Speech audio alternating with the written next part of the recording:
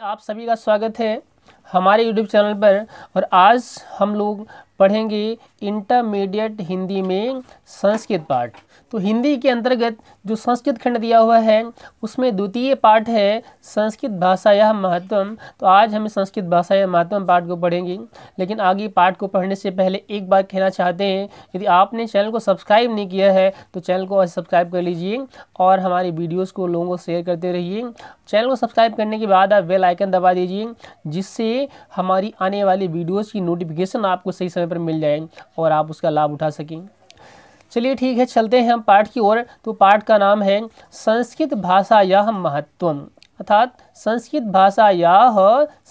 भाषा का महत्व। तो हम देखते हैं इस पाठ में संस्कृत भाषा के महत्व के बारे में बताया गया है। संस्कृत भाषा का क्या महत्व है।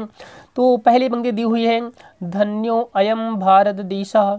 एक बार कहना चाहते हैं कि यदि आपने अपने साथ में पुस्तक नहीं ले रखी है तो पुस्तक उठा लीजिए। आप जब भी हमारी वीडियोस को देखें, पाठ को पढ़ें, तो साथ में अपनी पुस्तक को लेकर बैठें तो ज़्यादा समझ में आएगा। और जहाँ भी समस्या आती है तो उसके लिए पेन कापी भी जो है अपने साथ में रख लीजिए, जिससे कि उसका समाधान उसको आप नोट कर सकें, आप उसको लिख सकें। यदि आपने अपनी कापी किताब नहीं उठाई है तो आप वीडियोज़ को रोक दीजिए और थोड़ी देर बाद रुक करके अपनी कापी किताब उठा करके पुस्तक रख लीजिए। उसके बाद में आप उसको ध्यानपूर्वक वीडियोज़ को स्टार्ट करके समझिए और जहाँ भी दिक्कत आती है उसको नोट कर लीजिए। और फिर भी कोई अगर समस्या आती है तो आप कमेंट करके हमें बता सकते हैं और हम आपकी समस्या का समाधान करने का पूरा प्रयास करेंगे। चलिए पढ़ते हैं।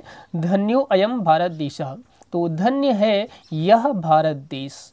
कहा गया है यत्र, जहाँ समुल्लसति शोभित होती है, उल्लसित होती है। क्या उल्लसित होती है? जनमानस पावनी, जनमानस को पावन करने वाली, और भव्य भावोद्भाविनी, भव्य भावों का उद्भव करने वाली, और शब्द संदोह प्रसविनी, शब्दों की संदोह शब्द समूहों का प्रसव करने वाली, जन्म देने वाली, शब्द संदोहों का निर्माण करने वाली, सृष्टि करने वाली। क्या लिखा है? सुर भारती। सुर भारती कहते हैं संस्कृत भाषा को। तो यहाँ कवि ने कहा है, मतलब लेखक यहाँ कहता है कि वह भारत देश धन्य है जहाँ जनमानस को पावन करने वाली, भव्य भावों का उद्भव करने वाली और शब्द समूह को जन्म देने वाली संस्कृत भाषा सुशोभित है। ऐसा भारत देश धन्य है। और फिर देखिए लिखा है, विद्यमानेषु निखिलेषु वाङ्मयेषु अस्याः वाङ्मयं सर्वश्रेष्ठं सुसंपन्नं च वर्तते। विद्यमानेषु निखिलेषु अपि वाङ्मयेषु। विद्यमानेषु अर्थात जो विद्यमान है, जो अभी हमारे पास मौजूद है, उस विद्यमानेषु निखिलेषु अपि वाङ्मयेषु। निखिल मतलब संपूर्ण, तो जो संपूर्ण निखिल वाङ्मय मतलब साहित्य, तो विद्यमान निखिल साहित्य में, वाङ्मय में, अस्याः वाङ्मयम् इसका वाङ्मय, इसका साहित्य कहा गया सर्वश्रेष्ठम सुसंपन्नम च। सर्वश्रेष्ठ और सुसंपन्न अर्थात समृद्ध वर्तते है। तो कहा गया है विद्यमान संपूर्ण वाङ्मय में अर्थात साहित्य में, अस्याः वाङ्मयम् इसका साहित्य कैसा है? सर्वश्रेष्ठम सुसंपन्नम च, सर्वश्रेष्ठ और सुसंपन्न है, समृद्ध है, दरिद्र नहीं है। संस्कृत का जो साहित्य है वो बहुत ही समृद्ध है, बहुत विशाल है।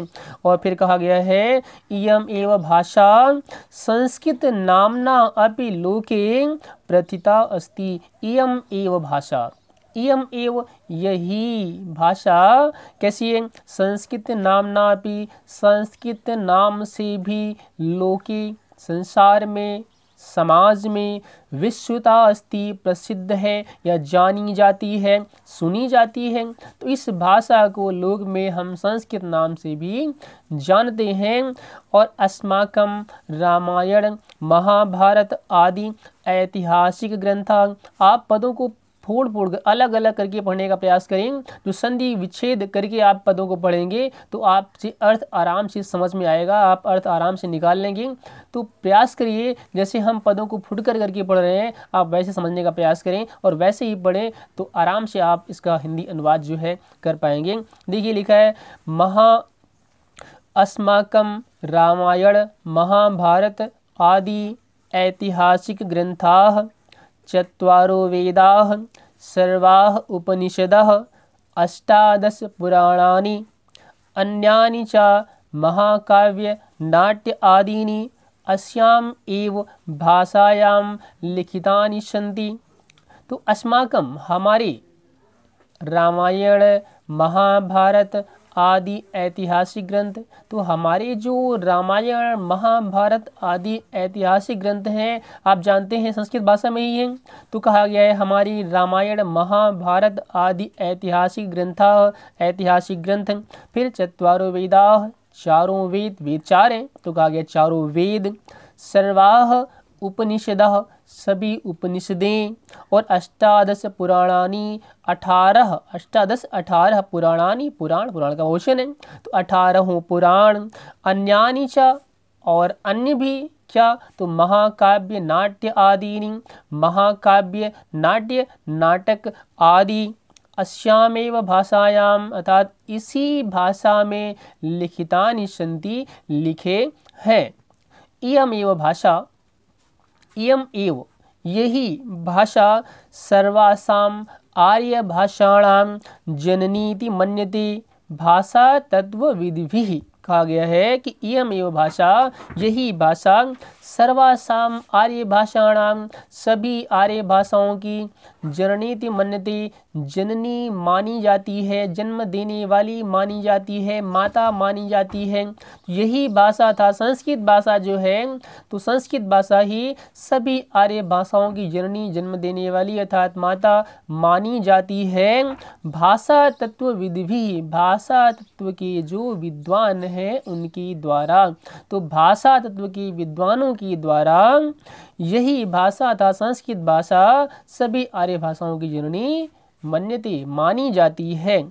फिर संस्कृतस्य गौरवम बहुविध ज्ञानाश्रयत्वं व्यापकत्वं च न कस्यापि दृष्टिरविषयः। तो कहा गया संस्कृतस्य गौरवम, संस्कृत का जो गौरव है, संस्कृत की जो महानता है वह, और बहुविध ज्ञानाश्रयत्वम अर्थात कितने प्रकार का, बहुविध ज्ञानाश्रयत्वम अनेक प्रकार का जो ज्ञान है उसका आश्रय है संस्कृत भाषा में।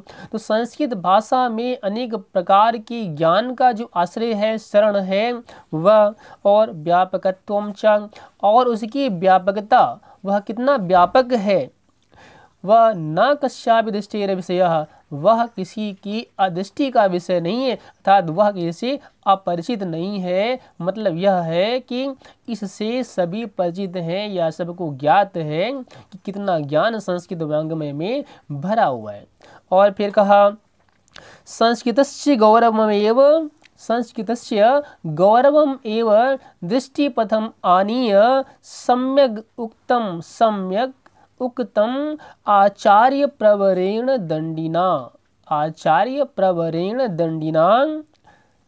क्या कहा गया, कहा गया है कि संस्कृतस्य गौरवमेव, संस्कृत के ही गौरव को दृष्टिपथम आनीय, दृष्टिपथ पर लाकर, अपनी दृष्टि में लाकर के उसको ध्यान से जब समझा, देखा, तो क्या कहा, सम्यक उक्तम, भली प्रकार से या उचित ही या ठीक ही, उक्तम माने कहा गया है, आचार्य प्रवरेण दंडिना, आचार्य प्रवर श्रेष्ठ आचार्य जो दंडी हुए हैं, दंडी संस्कृत के एक प्रसिद्ध आचार्य हुए हैं, विद्वान हुए हैं, तो श्रेष्ठ आचार्य दंडी के द्वारा सम्यक उक्तम, ठीक ही कहा गया है।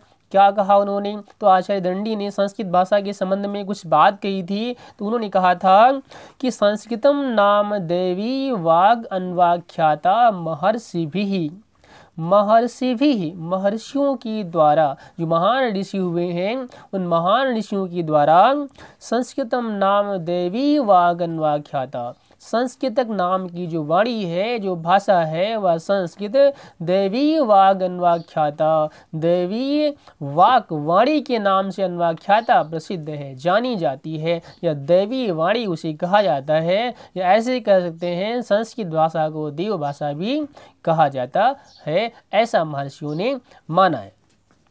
फिर आगे दिया हुआ है संस्कृतस्य साहित्यम सरसम व्याकरणम च सुनिश्चितम, संस्कृतस्य, संस्कृत का साहित्यम, साहित्य कैसा है, सरसम, सरस है जिसमें बड़ा रस भरा हुआ है। अर्थात संस्कृत के साहित्य को जब हम पढ़ते हैं तो बड़ा रस आता है, बड़ा आनंद का अनुभव होता है। और व्याकरणम च, और उसका जो व्याकरण है, व्याकरणम च मतलब और व्याकरण कैसा है, सुनिश्चितम, सुनियोजित है, बहुत ही ढंग से बंधा हुआ है, बहुत ही सुनियोजित है। संस्कृत व्याकरण जो है वह विश्व की सब भाषाओं से सबसे बड़ा व्याकरण माना जाता है और सबसे शुद्ध, सबसे सुनियोजित, सबसे वैज्ञानिक, सबसे योजनाबद्ध जो व्याकरण है वो संस्कृत भाषा का है। इतनी समृद्ध है संस्कृत भाषा, इतनी मजबूत संस्कृत भाषा है। और फिर कहा गया है तस्य गद्य पद्य च, उसकी गद्य और पद्य में लालित्यम, भावबोध सामर्थ्यम, अद्वितीयम श्रुति माधुर्यम च वर्तते। कहा गया है तस्य गद्य पद्य च, उसकी गद्य और पद्य में लालित्यम, लालित्य, कितना लालित्य है उसमें, और भावबोध सामर्थ्यम, भाव का, विचारों का बोध कराने का सामर्थ्य, बोध कराने की क्षमता, और अद्वितीयम श्रुति माधुर्यम च, और क्या, अद्वितीयम श्रुति माधुर्यम, अद्वितीय, अनुपम क्या है, श्रुति माधुर्य, सुनने में जो मधुरता है ना वह भी कैसी है, अद्वितीय है। फिर कहा गया किम बहुना, किम बहुना, बहुत क्या कहें, अधिक क्या कहें। इन्होंने कहा चरित्र निर्माणार्थम यादृशीम सत्प्रेरणाम संस्कृत वाङ्मयम ददाति न तादृशीम किंचित अन्यत। समझ रहे होंगे, किम बहुना, अधिक क्या कहें, चरित्र निर्माणार्थम, चरित्र निर्माण के लिए, किसी व्यक्ति का चरित्र निर्माण करना है, उसकी आचरण को सुधारना है, तो चरित्र निर्माण की यादृशीम सत्प्रेरणा, जैसी सत्प्रेरणा संस्कृत वाङ्मय ददाति, संस्कृत वाङ्मय, संस्कृत साहित्य देता है, न तादृशीम किंचित अन्यत, न तादृशीम किंचित अन्यत, किंचित अन्य तादृशीम, न वैसी कहीं अन्य नहीं प्राप्त होती। तो व्यक्ति के चरित्र निर्माण की जैसी सत्प्रेरणा संस्कृत वाङ्मय हमें प्रदान कर सकता है, वैसी सत्प्रेरणा संस्कृत भाषा के अलावा, संस्कृत साहित्य के अलावा कहीं अन्य प्राप्त नहीं हो सकती है, ऐसा कहा गया है। फिर कहा गया है मूलभूतानां मानवीय गुणानां यादृशीं विवेचनां संस्कृत साहित्ये वर्तते न अन्यत्र तादृशी। मूलभूतानां मानवीय गुणानां, मूलभूत जो मानवीय गुण होते हैं, मूलभूत मानवीय गुण क्या होते हैं, परोपकार करना, दुखी की मदद करना, सहायता करना, दया करना, ये सब जो मनुष्य के मूलभूत गुण हैं, जो स्वभाव से उत्पन्न हो जाते हैं, जो हर व्यक्ति में होने ही चाहिए। तो ऐसे जो मूलभूत मानवीय गुण हैं उनकी लिखा हुआ है कि यादृशीम विवेचना, जैसी व्याख्या संस्कृत साहित्य वर्तते, संस्कृत साहित्य में है, न अन्यत्र तादृशी, तादृशी अन्यत्र न, वैसी अन्य कहीं नहीं, अन्यत्र ऐसी नहीं है जहाँ जैसी विवेचना संस्कृत वाङ्मय हमें देता है वैसी विवेचना मूलभूत मानवीय गुणों की अन्यत्र कहीं देखने को नहीं मिलती है, और वास्तव में भी ऐसा ही है। फिर कहा गया है दया, दानम, शौचम, औदार्यम, अनसूया, क्षमा, अन्ये च अनेके गुणाः अस्य साहित्यस्य अनुशीलनेन संजायन्ति। दिया हुआ है कि दया करना, दान करना, अब समझ रहे हैं ना दान दया क्या होता है, सरल से अर्थ सभी इन शब्दों से परिचित हैं। तो दान, दया, शौचम मतलब पवित्रता, स्वच्छता, और औदार्यम उदारता, और कहा गया है अनसूया अर्थात किसी से घृणा न करना, किसी से ईर्ष्या न करना, और क्षमा का गुण। अन्य च अनेके गुणाः च, और अन्य अनेके गुणाः, अन्य अनेक गुण अस्य साहित्यस्य अनुशीलनेन संजायन्ते, इस साहित्य के अनुशीलन से, इस साहित्य के अध्ययन से, पठन पाठन से क्या होता है, संजायन्ते उत्पन्न होते हैं। फिर देखिए लिखा हुआ है संस्कृत साहित्य आदि कवि ही वाल्मीकि ही। संस्कृत साहित्य के आदि कवि कौन माने जाते हैं, वाल्मीकि। तो संस्कृत साहित्य की आदि कवि वाल्मीकि, और महर्षि व्यासः कविकुल गुरुः कालिदासः अन्ये च भास भारवी भवभूति आदयो महाकवयः स्वकीयैः ग्रंथरत्नैः अद्यापि पाठकानां हृदि विराजन्ते। कहा गया है कि संस्कृत के आदि कवि वाल्मीकि और महर्षि व्यास, नाम सुना होगा आपने।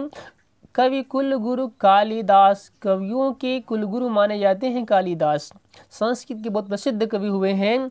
और अन्य कौन कौन कवियों के, बहुत सारे कवियों के नाम दिए हैं संस्कृत के। लिखा है भास भारवी भवभूति आदि महाकवयः, ये सब महाकवि हैं संस्कृत के। इन्होंने क्या लिखा? स्वकीय ही ग्रंथ रत्न, स्वकीय अपने ग्रंथ रत्न, अपने ग्रंथ रत्नों से अद्यापि, अर्थात जो ग्रंथ रत्न है उन ग्रंथ रत्नों के द्वारा अद्यापि पाठका नाम हृदय विराजन्ते, आद्य आपी, आज भी पाठका नाम हृदय, पाठकों के हृदय में विराजन्ते, विराजित होते हैं, विराजमान हैं, अपनी जगह बनाए हुए हैं। अर्थात इनकी रचनाओं को पढ़कर लोग प्रभावित हो जाते हैं, आकर्षित हो जाते हैं, तो उनके हृदय में उनका स्थान जो है वो सम्मानित हो जाता है। और इयं भाषा अस्माभिः मातृसमं सम्माननीया वंदनीया च। इयं भाषा, यह भाषा कैसी है? तो लिखा अस्माभिः मातृसमं सम्माननीया वंदनीया च, हमारे द्वारा कैसी है, हमारे लिए कैसी है? तो लिखा है मातृसमं सम्माननीय, माता के समान सम्माननीय, वंदनीया च, और वंदनीय है। जैसे हम अपनी माता का सम्मान करते हैं, उनकी वंदना करते हैं, वैसे ही हमें इस संस्कृत भाषा की भी वंदना करनी चाहिए, इसकी भी सेवा करनी चाहिए, अर्थात इस भाषा का प्रचार प्रसार करना चाहिए और इसको सम्मान देना चाहिए। ये तो भारत मातु स्वातंत्र्यम गौरवम अखंडत्वम सांस्कृतिकम एकत्वम च संस्कृतेन एव सुरक्षितुम शक्यन्ते। क्योंकि लिखा है भारत मातु स्वातंत्र्यम, भारत माता की जो स्वतंत्रता है, और गौरवम, भारत का जो गौरव है, और अखंडत्वम च, और भारत की अखंडता अर्थात जो भारत की एकता है वह भी, सांस्कृतिक एकत्वम च, और जो इसकी सांस्कृतिक एकता है, हमारे देश की जो भारत की सांस्कृतिक एकता है वह भी संस्कृतेन एव सुरक्षितुम शक्यन्ते, संस्कृत से ही सुरक्षित हो सकती है। इयं संस्कृत भाषा सर्वासु भाषासु प्राचीनतमा श्रेष्ठा च अस्ति। इयं संस्कृत भाषा, यह संस्कृत भाषा सर्वासु भाषासु प्राचीनतमा, सब भाषाओं में प्राचीनतमा, सबसे प्राचीन, श्रेष्ठा च अस्ति, और श्रेष्ठ है। ततः सुष्ठु उक्तम, इसलिए ठीक ही कहा गया है, भाषासु मुख्या मधुरा दिव्या गीर्वाण भारती, भाषाओं में मुख्य, मधुर और दिव्य है, सब भाषाओं में सबसे मुख्य, सबसे मधुर लगने वाली और सबसे दिव्य अलौकिक है क्या? गीर्वाण भारती, अर्थात संस्कृत भाषा। तो गीर्वाण भारती, देव भाषा आदि बहुत से नामों से जानते हैं संस्कृत भाषा को। तो हमने इस पाठ को पढ़ा और ये पाठ आपका इतना ही है, समाप्त होता है। चलिए ठीक है, तो आज हम लोगों ने इस पाठ को पढ़ा है, उम्मीद है आपको समझ में आया होगा। यदि समझ में आता है, अच्छा लगता है तो आप चैनल को सब्सक्राइब कर लें, वीडियोस को शेयर, अगले पाठ के साथ मिलेंगे, तब तक के लिए।